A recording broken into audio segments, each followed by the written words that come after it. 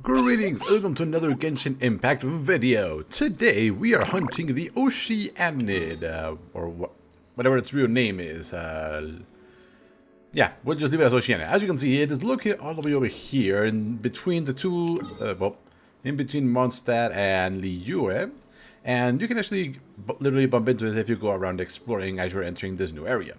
However, this thing, at least to me personally, is currently the most difficult elite to hunt down for materials, not counting the Wolf of the North challenge right here or the Stormstar's Lair because they're special encounters.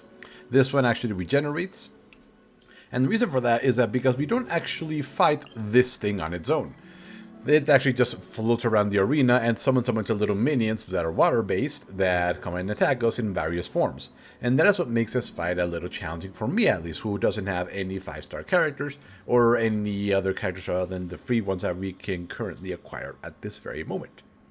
So, what would you want to fight this? Well, what do we have here? We've got this Cleansing Heart Water Core. This is essentially essential materials for Barbara or any other water character. So if you have Mona, you would definitely going to need these, more than likely. And then we've got other essential materials, some character experience, some money, but we also have the possibility of 5-star Wonders Troop artifact sets. I think.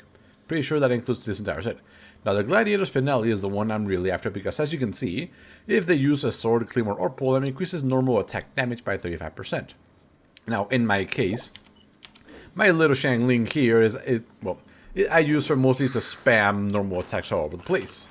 So, that's one reason why I'm here. The other is that, well, I have Barbara and I'd like to level her up a little bit, so I need some more water cores from this thing. Now, let's talk preparations.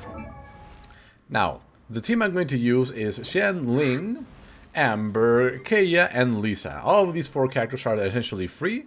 Xiangling, you can get it from clearing floor 2-3 of the Abyss dungeon, and everybody else you get from the story.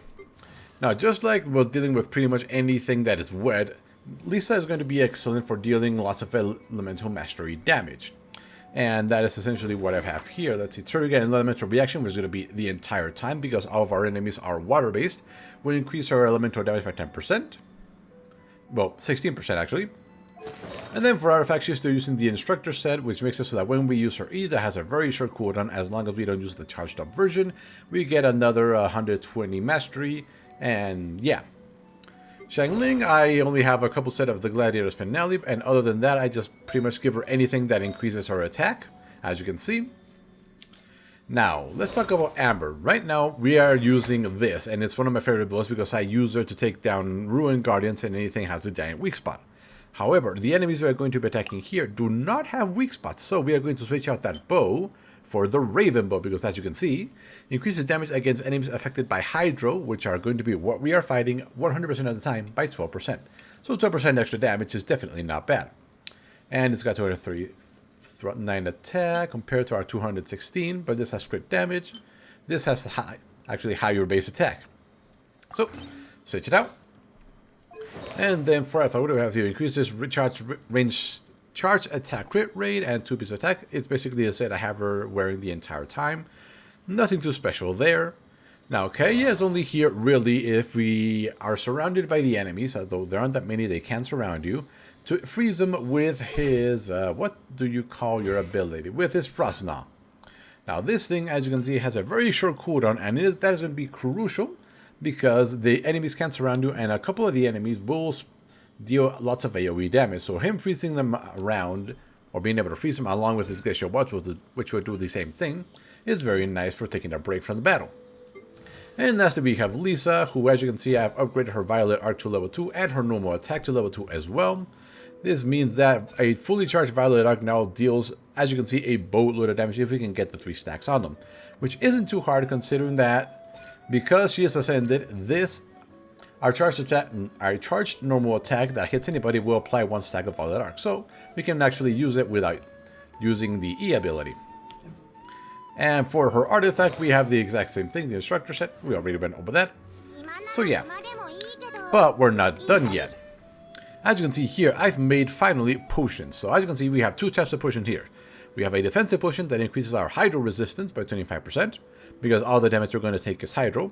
Or we have offensive potions. As you can see, this one increases our party's electro damage, which is Lisa, or pyro damage, which is Xiangling and Amber.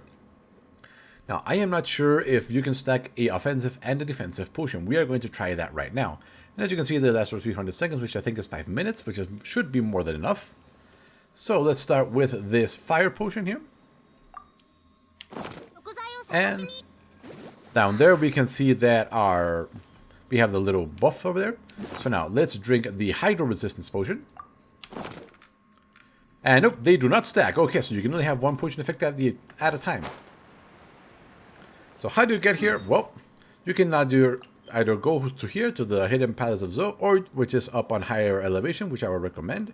Or you can get this one. This waypoint right here is actually underground. You go in through this way, I think, down here. I think that's how you get here. And that's how you can find this little area. As you can see, this guy is pretty special. He's got his own arena, and as soon as we step into that little puddle, we're going to start the battle. There it is, and no, you cannot actually shoot it. He's completely immune to damage. That's not an attack. What are we fighting? Oh, the squirrels. I hate these things. These are the things that can really deal the damage. And now, as you can see, their damage can really stack up quickly.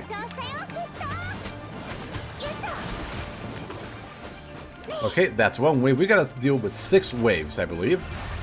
Let's see, next opponent, what is it? I think it's the cranes? Okay, this thing's, oh no. Let's see, okay, we need Lisa for this. As you can see, these things can only be hit from range. Did we get him? Did we get him? We got him, okay. So those birds require a ranged attack to be taken down. Now, after you take down every 2 waves, we are going to lose 2 platforms. Just like that. Okay, what are we fighting now? What are we fighting now? No frogs, no frog. Crabs. Now you can see, yes, you can fall off. Oh, we are dealing with the cranes now. Well, that's not good. Let's freeze all of you.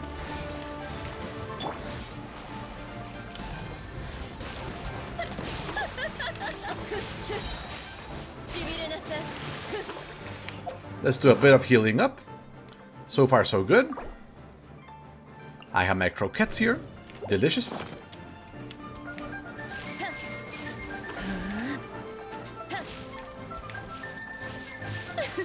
There we go.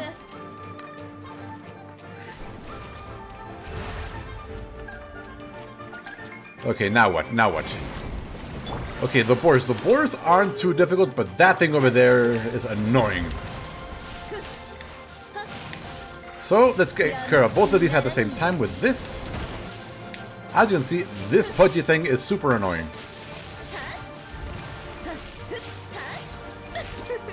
Okay, it's done. Be careful with that thing.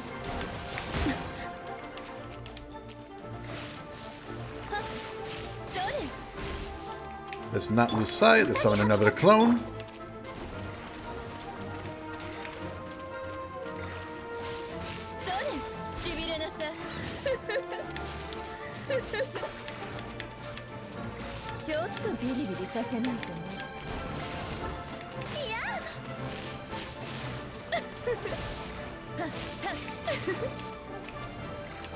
Okay, let's wait for the next charge.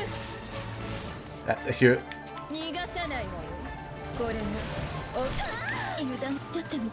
I should not have done that, but that's why we have food.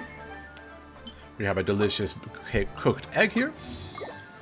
And a couple more croquettes. Since we're already here, we might as well melt this thing. There we go. Okay, 2 more enemies to go, and we should have this thing down. Well, he's really going to remove 2 more platforms, of course. Okay, so we now have an S shape. Ish. Okay, it's the frog. This is the dangerous one. This thing can seriously deal the damage.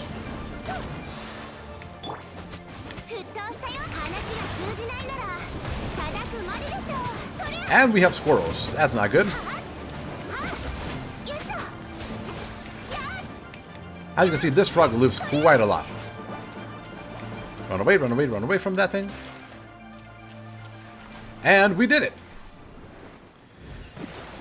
Okay, so that water resistance potion we drank definitely helped us out. And obviously having both Lisa, a decoy, Kaya for freezing, and Shangli for some raw damage definitely helped out a lot. And what do we get? Let's see, Exile Circuit, you always get those. Adventurer's Flower. No Berserker's set, which kind of makes me sad, but hey, at least we were able to do it.